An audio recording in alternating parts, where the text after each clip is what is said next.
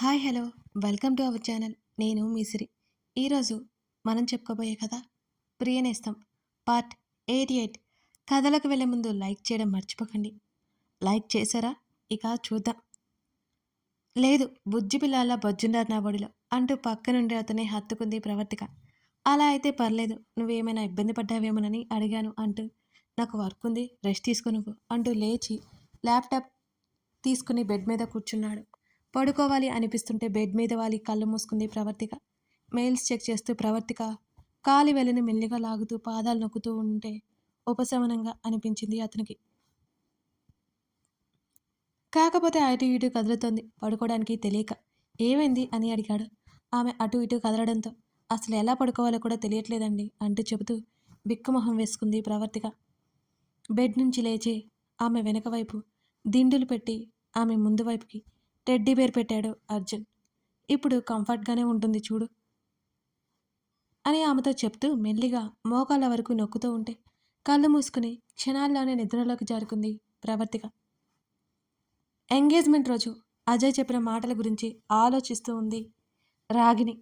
నాకు ఇష్టం లేదు అంటే అజయ్ పెళ్ళి ఆపేస్తాను అంటుంటే అజయ్లో ఎంతో కొంత మార్పు కనిపిస్తోంది రాగినికి. అప్పటికే 10 రోజులు గడిచిపోయాయి. రాగిణిని అంతకు ముందులా విసిగించట్లేదు అజయ్. చాలా ఆప్యాయంగా కూల్గా మాట్లాడుతున్నాడు. కానీ అజయ్ని యాక్సెప్ట్ చేయలేకపోతుంది రాగిణి. అర్జున్ని మర్చిపోవడానికి ఇంకా సమయం పట్టేలా ఉంది ఆమెకి. తెలియకుండానే కంట్లో తిరిగిన నీళ్లను తుడుచుకుంది రాగిణి. అజయ్ తనకి కాబోయే భర్త. ఏది ఏమైనా ఇద్దరు కలిసి ఉండబోయేవాళ్ళు భవిష్యత్తులో. స్వయాన అజయ్ తన మామయ్య కొడుకు. అజయ్ని అనవసరంగా కష్టపడకూడదనుకుని బలంగా ఊపిరి పీల్చుకుంది రాగిణి. గదిలో నుంచి హాల్లోకి వచ్చింది ఆమె. అజయ్ వాళ్ళ నానమ్మ కాఫీ ఇచ్చి, రాగిణి ఈ కాఫీ అజయ్కి ఇచ్చిరా అంటూ రాగిణి చేతిలో పెట్టింది. ఏదో హడావుడిగా పనిచేసుకుంటూ కాఫీ తీసుకుని అజయ్ రూంలోకి అడుగులు వేసింది రాగిణి. బెడ్ మీద అడ్డంగా పడుకుని ఫోన్లో మూవీ చూసుకుంటున్నాడు అజయ్. అజయ్ కాఫీ అని రాగిణి అరిచింది. పిలవగానే ఫోన్ పక్కన పెట్టి, నువ్వు నా కోసం కాఫీ తీసుకొచ్చావా? థ్యాంక్ యూ అంటూ కప్పు అందుకున్నాడు. అజయ్, నేను నీతో మాట్లాడొచ్చా అని రాగిణి అడిగింది. మెంట్లా నీకు? వింతగా చూస్తుంటే నవ్వి బీన్ బ్యాగ్ లాక్కొచ్చుకొని అతనికి ఎదురుగా కూర్చుంది రాగిణి. ఏంటి? అతను కాఫీ తాగుతూనే అడిగాడు. నువ్వు ఎందుకు ఇంకా ఇంట్లో ఊరికే ఉన్నావు?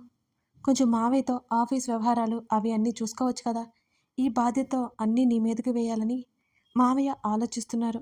మన పెళ్లి జరిగిన కొన్ని రోజులకే నువ్వు అన్ని రెస్పాన్సిబిలిటీస్ తీసుకోవాలి అంట. నువ్వు ఇలా గదిలోనే కూర్చొని ఫోన్లు చూసుకుంటూ ఉంటే ఉపయోగం ఏముంది చెప్పు అని రాగిణి అడగగానే అజయ్ ముఖంలో రంగులు మారిపోయే క్షణాల్లోనే, నిన్ను ఇన్సల్ట్ చేయాలని నా ఉద్దేశం కాదు అజయ్, మన ఫ్యూచర్ బాగుండాలని చెప్తున్నాను నేను అని అంది రాగిణి. అజయ్ చేతి మీద సున్నితంగా చెయ్యేసి ఆమె నొక్కి పట్టుకుంది. రాగిణి చెప్పేది కూడా కరెక్టే అనిపించింది. అజయ్ ఆలోచిస్తున్నాడు. నిన్ను నా హస్బెండ్గా యాక్సెప్ట్ చేయడానికి నాకు కొంచెం టైం పట్టొచ్చు అజయ్ అని అంటూ అజయ్ ముఖంలోకి చూసింది రాగిణి. రాగిణి, నువ్వేనా ఇలా మాట్లాడుతోంది? ఎప్పుడు చూసినా గయ్యి గయ్యమని అరుస్తూ ఉంటావు కదా, ఇంత కూల్గా మాట్లాడడం వచ్చా నీకు? అజయ్ ఆశ్చర్యం నటిస్తూ అడిగాడు. ఓవర్ యాక్షన్ చేయకు. అయినా నీతో నేను ఎప్పుడైనా గొడవ పడ్డాను? చిన్నప్పటి నుంచి. మొన్న అంటే ఏదో ఆవేశంలో అరిచేశానులే, అంతేగాని నువ్వంటే నాకేం కోపం లేదు అని చిరుకోపంగా చెప్పింది రాగిణి. అమ్మయ్య, ఇష్టం లేకుండా పెళ్లి చేసుకుంటున్నావు. నన్నెక్కడ రాచి రంపాన పెడదాయేమోనని బాగా భయపడిపోయాను. ఇప్పుడు హ్యాపీగా ఉండొచ్చు నేను అని రిలాక్స్ ఫీల్ అవుతూ చెప్పాడు అజయ్. అజయ్ని కోపంగా చూసి నవ్వేసింది రాగిణి.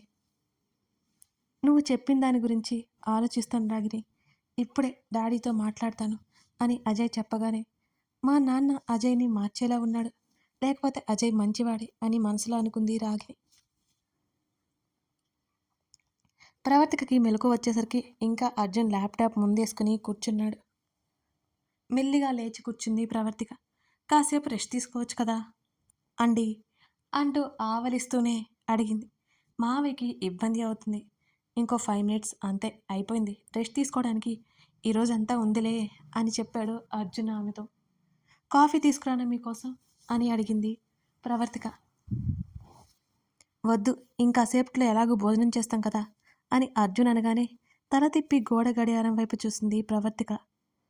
అప్పటికి 1 గంట అయిపోయింది. అదే తల తిప్పకుండా అతను సమాధానం చెబుతుంటే ఏదో పనిలో ఉన్నాడని అర్థమై బెడ్ దిగి చీర సరి చేసుకుని ఫేస్ వాష్ చేసుకుని వచ్చింది అతని దగ్గరికి. రక్ష డైరీ కనిపించింది ల్యాంప్ టేబుల్ మీద. ఆశ్చర్యంగా ఆ డైరీ చూస్తూ వెంటనే కళ్ళ తిప్పి అర్జున్ని చూసింది ప్రవర్తిక. నిన్న అందుకే ఇంత ఇదైపోయారా అనుకుంటూ డైరీ తీసుకుని మెల్లిగా అతని దగ్గరికి వెళ్ళింది. సిస్టమ్ షడౌన్ చేసి వేలు విరుచుకుంటూ తల ఎత్తి ప్రవర్తిక వైపు చూశాడు. లంచ్ చేద్దాం పదా ఆమెనే చూస్తూ చెప్పాడు అర్జున్. మెల్లిగా అతని దగ్గరికి వచ్చి డైరీని ముందు పెట్టింది. అర్జున్ ముఖంలో ఏ భావం కనిపించకపోవడంతో చూసారా, విన్నది నిజమో కాదో అన్న సందేహంలో మళ్ళీ అడిగింది. ఆ చూశాను అని అన్నాడు అర్జున్ చాలా మామూలుగా. మీకు ఇవ్వాలి అనుకున్నాను, మళ్ళీ మీరు బాధపడతారని ఇవ్వలేదు నేను అని మెల్లిగా అంది. పర్లేదు, నువ్వు ప్రతిదానికి టెన్షన్ తీసుకోవడం మానే ఫస్ట్ అని ఆమె చేతులు పట్టుకున్నాడు. నేను నిజంగానే కావాలని పెట్టలేదు ఆమె ఏడుపు మొహం పెట్టి అతనితో చెప్తుంటే ముందు ఉన్న ల్యాప్టాప్ పక్కన పెట్టి ఆమెను బెడ్ మీద కూర్చోబెట్టాడు. తన గురించి అతను ఏమనుకుంటాడో అని భయం వేసింది ఆమెకి. ఆ సమయంలో ఆమె చెంప మీద చెయ్యేసి కళ్ళలో కూడా నీ గురించి పొరపాటు కూడా చెడుగా ఆలోచించను, కంగారు పడకు అంటూ ఆమె కళ్ళల్లోకి చూశాడు అర్జున్. వెంటనే అతన్ని హత్తుకొని అతను చూడకుండా కళ్ళు తుడుచుకుంది. ఇప్పుడు నువ్వు ప్రెగ్నెంట్, ఫాస్ట్గా ఇలా చేయొచ్చా చెప్పు చిన్నగా కసినట్టు మాట్లాడాడు. ఆమె ఫోర్స్గా హత్తుకోవడం గమనించి మెల్లిగా అతని నుంచి దూరం జరిగింది. ఆమె బేబీ బంప్ మీద చేత్తో నిమురుతూ ముందు కాస్త వంగి బేబీ బంప్కి చిన్నగా ముద్దు ఇచ్చి మీ మమ్మీని మనం మార్చలేంరా, చీరలు కట్టి నీకు ఇబ్బంది పెడుతోంది అంటూ తన పాపతో చెప్తున్నట్టు తల ఎత్తి ఆమె ముఖంలోకి చూశాడు అర్జున్. పగలివి నైట్ అవి అని చిన్నగా నవ్వుతూ అతన్ని చూసింది ప్రవర్తిక. భోజనం చేద్దాం, ఫ్రెష్ అయి వస్తాను పదా, మావయ్యకి అత్తకి ఉదయం నుంచి కనిపించలేదు కదా నువ్వు, వెళ్ళు అని చిరునవ్వుతో చెప్పాడు అర్జున్. అలాగే అన్నట్టు తల ఊపి బయటికి వెళ్ళిపోయింది ప్రవర్తిక అక్కడి నుంచి. రక్ష డైరీని గుండెకి హత్తుకుని నీ కోరిక ఏంటో నాకు తెలుసు బంగారం, ఆల్రెడీ నేను ఆ పని పూర్తి చేశాను, ఆశ్రమం చూసుకుంటున్నాను, ఇక నుండి ఆ ఆశ్రమం బాధ్యత నాదే అనుకుని 2 క్షణాలు కళ్ళు మూసుకుని వెంటనే కళ్ళు తెరిచి ఆ డైరీని భద్రంగా దాచిపెట్టి ఫేస్ వాష్ చేసుకుని హాల్లోకి నడిచాడు అర్జున్. వసుంధరతో నవ్వుతూ మాట్లాడుతూ కనిపించింది ప్రవర్తిక. అత్త, భోజనం పెడతానికి నేను కాసేపు ఆగి తింటాను అని వసుంధరతో చెప్పాడు అతను. కృష్ణమూర్తి పక్కనే కూర్చున్నాడు అర్జున్. సారీ మావయ్య, ఇవాళ రాలేకపోయాను అని ఆయన వైపు చూస్తూ అన్నాడు అతను. ఇప్పుడు ఎలా ఉంది అర్జున్, హెడేక్ తగ్గిందా అని అడిగాడు కృష్ణమూర్తి. ఎప్పుడో తగ్గిపోయింది మావయ్య, చిన్న పని ఉంది, హైదరాబాద్ వెళ్ళి రావాలి అన్నాడు అర్జున్. వసుంధర చేత భోజనం పెట్టించుకున్న ప్రవర్తికకు మాటలు వినిపించాయి మెల్లగా. ఏదైనా ప్రాబ్లమా అర్జున్? చిన్న పని ఉంది మావయ్య, అంతే, 2 డేస్ అంతే, మళ్ళీ వచ్చేస్తానుగా, ఆఫీస్ వర్క్ ఉంది అన్నాడు అర్జున్. సరే నీ ఇష్టం అన్నాడు కృష్ణమూర్తి కూడా. కాసేపటికి ఏవో ఆఫీస్ వ్యవహారాలు మాట్లాడుకుంటున్నారు. తన ఆఫీస్ నుంచి ఆర్గాన్ ట్రాన్స్ప్లాంటేషన్ డీటెయిల్స్ ఎలా బయటికి వెళ్ళాయో తెలియట్లేదు జయేంద్రకి. తన పార్ట్నర్స్ మరో 2 పిలిచాడు. జయేంద్ర, వాసు, ధర్మ. వాళ్ళల్లో జయేంద్ర హాస్పిటల్ హెడ్ అయితే వాసు డిఎస్పి, ధర్మ పొలిటికల్ లీడర్. ముగ్గురు ఎన్నో ఏళ్ల నుంచి అక్రమంగా ఆర్గాన్ స్మగ్లింగ్ చేస్తున్నారు. ఇన్నేళ్ళకి బయటపడింది వాళ్ళ నిజం. ఇప్పుడు ఎలా బయటపడిందో తెలియట్లేదు వాళ్ళకి, ఆ ముగ్గురికి. వాళ్ళ ముగ్గురిని నమ్మిన బంటు పరశురాం. పరశురాం కూడా చనిపోయేసరికి ముగ్గురికి చెమటలు పట్టాయి. అసలు ఏం జరుగుతుందో వాళ్ళకి అర్థం కావట్లేదు. అంతేకాక వాళ్ళు చేసినవి, వాళ్ళు మాట్లాడుకున్నవి అన్నీ అర్జున్ దగ్గరికి వెళ్ళిపోయాయి. ఎలా జరుగుతుందో తెలియలేదు వాళ్ళకి. వాసు, ధర్మ పిఏలు అర్జున్ చూపిన డబ్బుకి లొంగిపోయారు. అంతకుముందు అర్జున్ చేతిలో దెబ్బలు తిన్నారు కూడా. రాగిని తీసుకొచ్చిన ఇన్ఫర్మేషన్ అర్జున్కి ప్లస్ అయింది. ఇప్పుడు ఇవన్నీ కోర్టుకి చూపించినా కోర్టు నమ్ముతుందో లేదో, ఇవన్నీ క్రియేట్ చేయొచ్చు అని నిరూపిస్తుందో తెలియదు అర్జున్కి. దానిలో భాగంగా ముగ్గురిని కిడ్నాప్ చేయాలని అర్జున్ అనుకున్నాడు. కిడ్నాప్ చేయడానికి వాళ్ళేం మామూలు మనుషులు కూడా కాదు. అతనికి ఆ విషయం బాగా తెలుసు. ముగ్గురు బడాబాబులు. అందుకే ఎన్నో రోజుల నుంచి వాళ్ళు యాక్టివిటీస్‌ని ఓ కంట కనిపెడుతూనే ఉన్నాడు అర్జున్. ఈరోజు రాత్రి ముగ్గురు మీట్ అవుతున్నారని పోలీస్ ఆఫీసర్ సహాయంతో వాళ్ళ ఫోన్ కాల్స్ ట్రేస్ చేయడం వల్ల తెలిసింది అర్జున్‌కి. అతని దగ్గర ఉన్న మంచి సెక్యూరిటీ ఇద్దరిని వాళ్ళతో పాటు ఇద్దరిని పెట్టి వాళ్ళ సెక్యూరిటీని తప్పించి వాళ్ళని కిడ్నాప్ చేయాలనేది అర్జున్ ప్లాన్. అక్కడంతా ప్రణయ్ చూసుకుంటుంటే ఇక్కడి నుండి అర్జున్ నడిపిస్తున్నాడు ఈ కథని.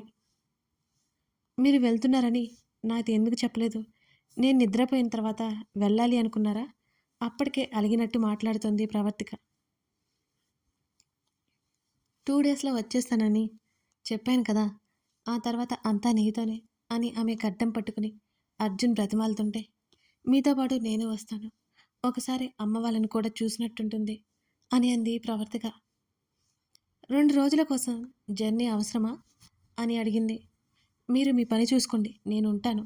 ఆ తర్వాత మరొక వారం రోజులు ఉంటాం అక్కడ. అప్పుడు కూడా ఉన్నట్టుంది కదా!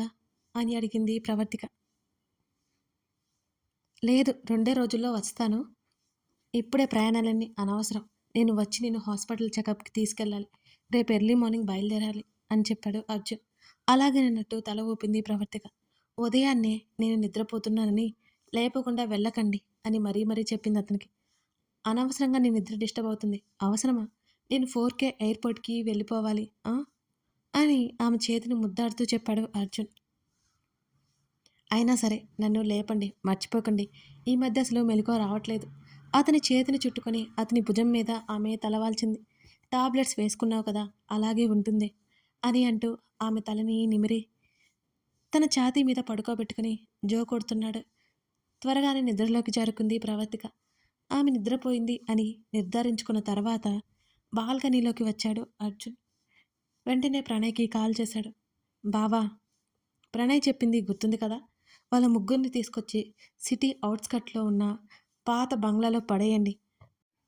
ఆ బంగ్లా సెక్యూరిటీని మేనేజ్ చేసి 2 రోజులు అటువైపు రాకుండా చూసుకోండి అని అన్నాడు అర్జున్. అలాగేరా! మన వాళ్ళు వెళ్తున్నారు అని చెప్పాడు ప్రణయ్. జాగ్రత్త ప్రణయ్. ఈ ఛాన్స్ మిస్ అయితే వాళ్ళని పట్టుకోవడానికి మళ్ళీ ఎప్పటికో గానీ ఛాన్స్ ఉండదు. అంతేకాదు మన వాళ్ళు కూడా జాగ్రత్త. దొరికిపోయారు అంటే చంపడానికి కూడా వెనకాడరు. వాళ్ళు చాలా డేంజర్. మరోసారి హెచ్చరించాడు అర్జున్. అలాగేరా! నువ్వు ఎప్పుడు బయలుదేరుతున్నావు? రేపు ఎర్లీ మార్నింగ్. ఓకేరా! అర్జున్ ఉదయాన్నే లేచి ఫ్రెష్ అయ్యి ప్రవర్తిక సర్దేసిన బ్యాగ్ తీసుకుని ఆమె నుదుటిన ముద్దు పెట్టేసి వెళ్తుంటే అతని షర్టు కాలర్ పట్టుకుంది ప్రవర్తిక. వెళ్తున్నాను అన్నాడు. ఆమె కళ్ళు తెరవడంతో వెళ్ళొస్తాననాలి అని చిరుకోపంగా నిద్రమత్తుతోనే చెప్పింది ప్రవర్తిక. సరే వెళ్ళొస్తాను అని నవ్వాడు. జాగ్రత్త. అతని చెంప మీద చేయి వేసి దగ్గరికి రమ్మన్నట్టుగా చూసింది ఆమె. అతను కొంచెం ముందుకు రాగానే అతని పెదవుల మీద ముద్దు పెట్టుకుంది. ఆమె నుంచి దూరం జరిగాడు. జాగ్రత్తగా వెళ్ళిరండి అని మరోసారి చెప్పింది ప్రవర్తిక. "ఉమ్." ఆమె నుంచి తన షర్టు విడిపించుకొని అక్కడి నుంచి బయటకొచ్చేశాడు అర్జున్. అతను వెళ్ళే వరకు బాల్కనీలో ఉండి అతన్ని చూస్తూ అతను వెళ్ళిపోయాక లోపలికి తిరిగొచ్చింది. పొట్టలో ఆకలి కేకలు ఎక్కువయ్యాయి ప్రవర్తికకి. హాల్లోకొచ్చింది.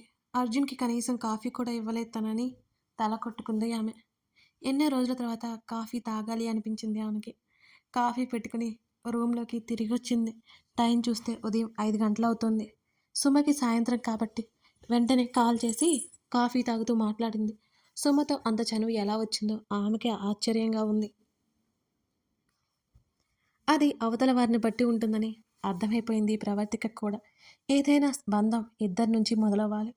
అప్పుడే అది చనువుగా, సరదాగా, స్వచ్ఛంగా ఉంటుంది. రాగిని, మీ డాడీ ఫోన్ లిఫ్ట్ చేయట్లేదు. పెళ్లి దగ్గరలోనే ఉంది. ఇంకెప్పుడొస్తారో ఏమో అంటూ కాఫీ తాగుతున్న కూతురి పక్కన కూర్చుంది కరుణ. వస్తారులే మమ్మీ. ఏవో పనులున్నాయంట కదా!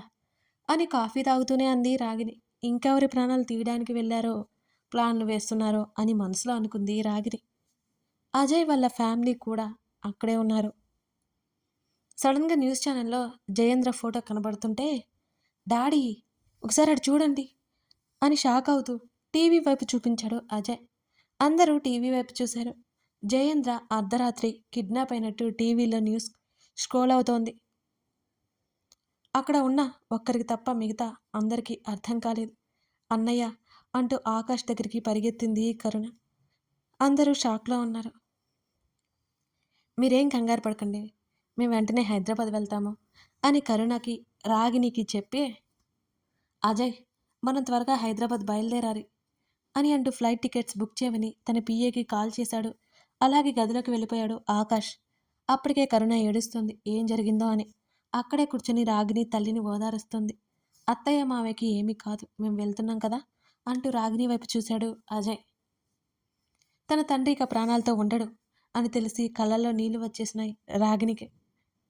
అజయ్ కావలసినవి తీసుకోవడానికన్నట్టు గదిలోకి వెళ్ళిపోయాడు అక్కడి నుంచి. ఆకాష్ అజయ్ హుటాహుటిన ఎయిర్పోర్ట్కి బయలుదేరిపోయారు. కథ కొనసాగుతుంది. అంటే జయేంద్ర అర్జున్ దగ్గరే ఉండిపోయాడంటారా? మరి ఆకాష్ వెళ్తున్నాడు, అర్జున్ని గమనించి జయేంద్రని కాపాడగలడా, లేకపోతే ఆకాష్ వల్ల అర్జున్ ఏదైనా చిక్కుల్లో పడగలడా? ఇవన్నీ తెలుసుకోవాలి అంటే తర్వాత భాగం చూడాల్సిందే. కథ నచ్చితే లైక్ చేసి కామెంట్ చేయడం మర్చిపోకండి ఫ్రెండ్స్.